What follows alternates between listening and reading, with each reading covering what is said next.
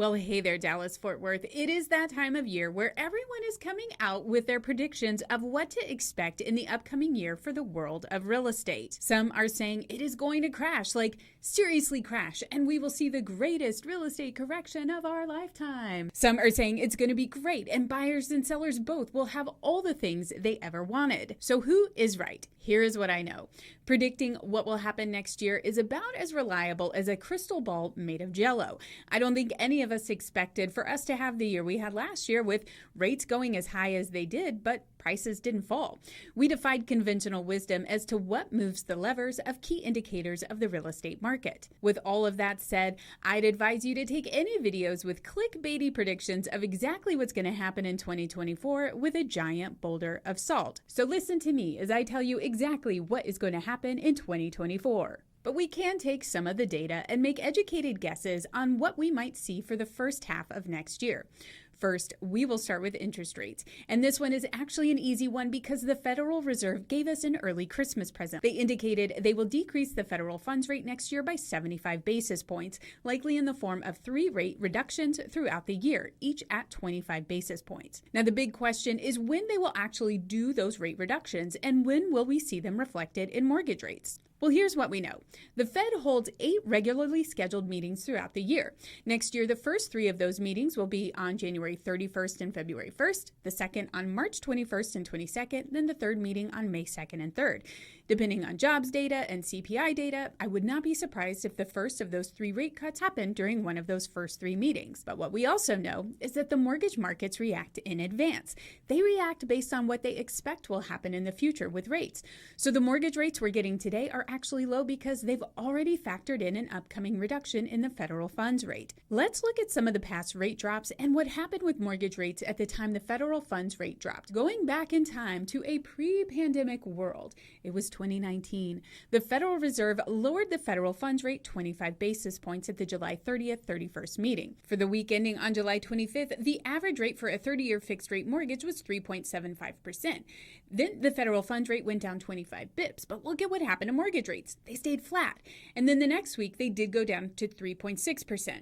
Then at the next meeting on September 17th and 18th, they decreased the federal funds rate again by another 25 basis points.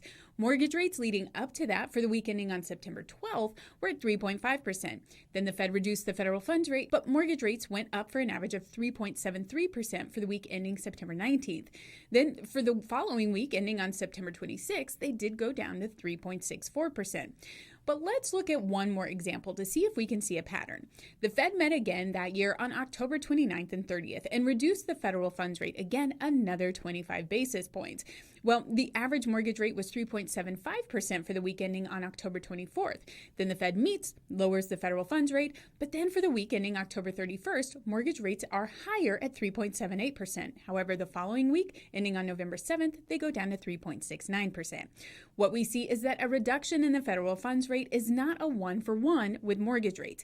This is because the mortgage markets have already factored in a lot of the rate reduction because not only are mortgage markets closely monitoring the Federal Reserve for hints about upcoming changes in their approach to monetary policy, but the mortgage markets also look at economic data such as inflation, the rate of economic growth in the bond market to determine mortgage rates.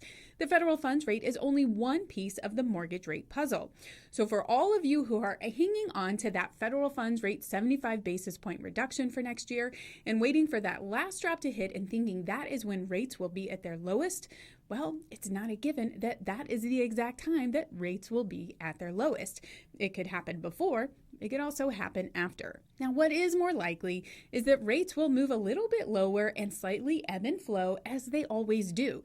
There's a chance they could go down a little more next year so long as the economic data doesn't reverse course that it's been on and inflation stays low. So to answer the question, will mortgage rates drop in 2024? I think it's safe to say they will. However, there's no way to say for certain how much they'll go down. And according to the Mortgage Bankers Association rate projections, we are actually already seeing the low rates they forecasted for the first part of the year. They projected rates to be at 7% in Q1 of 2024 and then drop to 6.6% in Q2. The National Association of Realtors forecasts rates to an average of 6.3% in 2024. Now, what does this equate to as far as mortgage payments for you? According to Mortgage News Daily, rates at the recording of this video are at 6.64% for a 30-year conventional loan.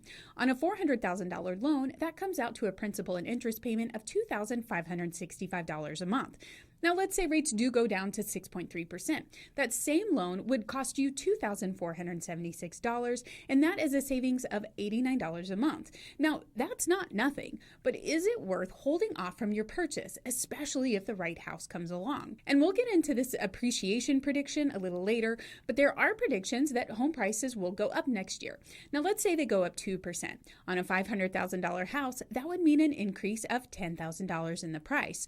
So would you rather pay $89 more a month now, or ultimately pay $10,000 more for the house later? Maybe that's something to think about. Now for the second prediction for 2024, market demand. What will demand look like in 2024? You may have seen me explain my interest rate dam metaphor in a previous video, but for a quick explanation, the dam is the interest rates, and the wall of the dam keeps going up as interest rates go up. And on the other side of that wall is a pool of buyers. As a result, there is this pool of buyers that's getting bigger and bigger as the wall of the dam gets higher and higher. As interest rates go down, that wall lowers slightly, and we have some buyers who will start to spill over.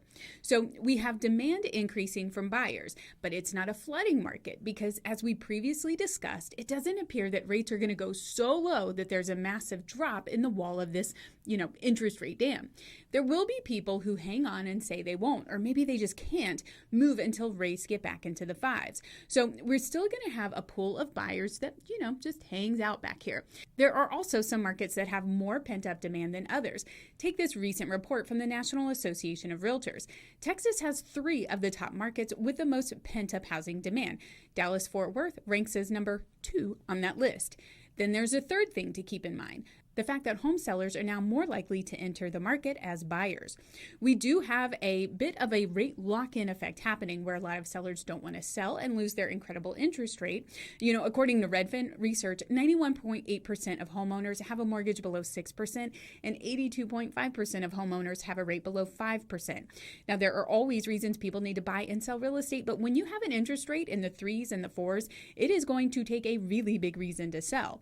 Sellers who don't have to sell have been waiting for interest rates to come down, and they've been waiting for more inventory to choose from. Now, I don't think we're going to see a massive surge of sellers in the market of 2024, but I think we will see more buyers enter the market as sellers who need to buy as they begin to feel more comfortable with their options as far as inventory and interest rates. So to summarize the demand predictions, demand will go up in 2024. I know that is a very definitive and bold statement, but I think it's a pretty safe one. If interest rates stay where they are and go a little lower, we'll have more buyers. Some markets like DFW have developed more pent-up demand than others, and we're likely going to see more sellers who are buyers in the market than we have in the past.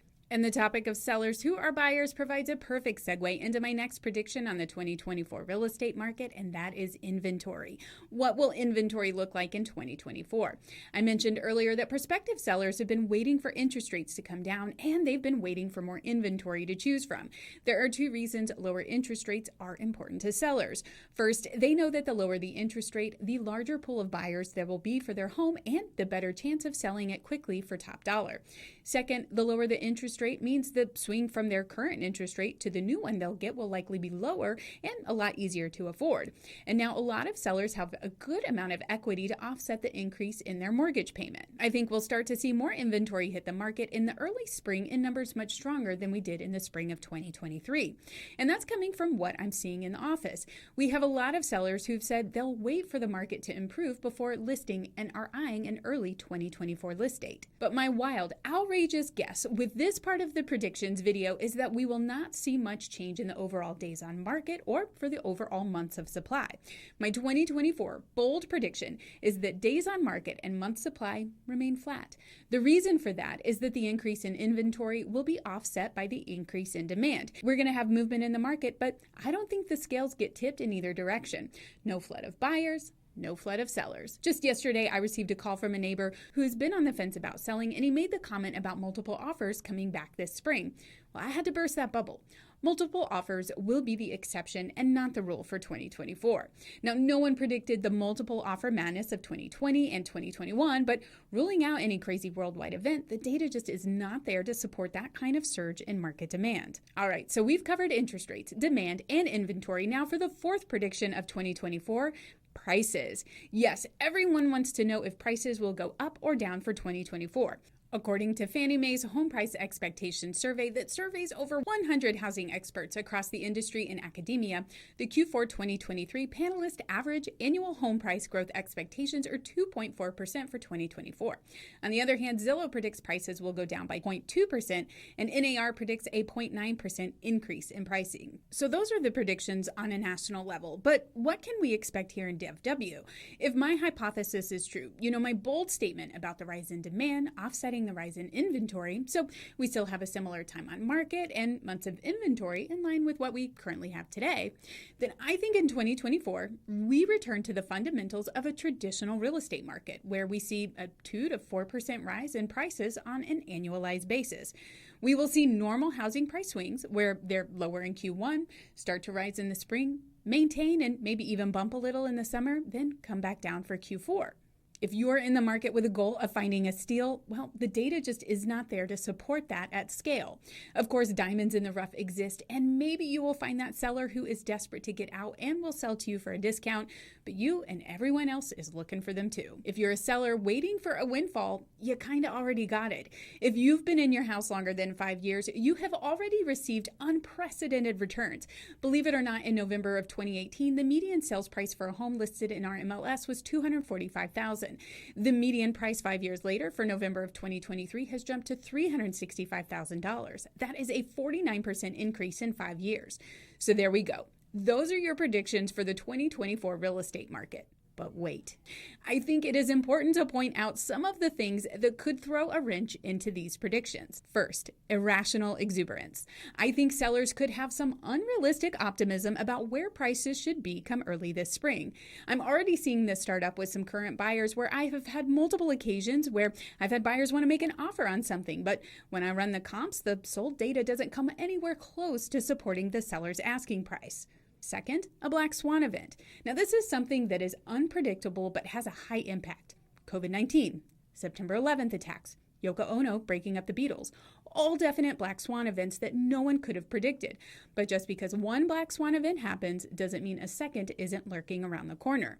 And we just don't have a way to price those into the market. Third, political uncertainty. I don't know if you've noticed, but there is a rather important presidential election coming up in the next 11 months. And the funny thing is that the two leading candidates, well, no one really seems to like all that much. So the reality is we just do not know how the markets are going to respond to those results.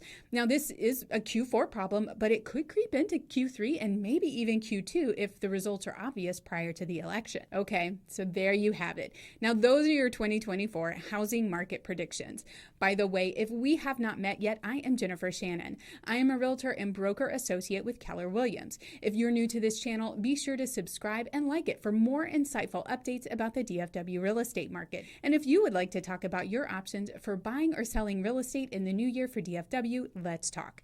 You can reach out to me by phone or text at 214-803-4444 or email me at jshannon@kw.com. So let me know, what do you think about these predictions? Tell me in the comments, and I will see you next year. Bye now.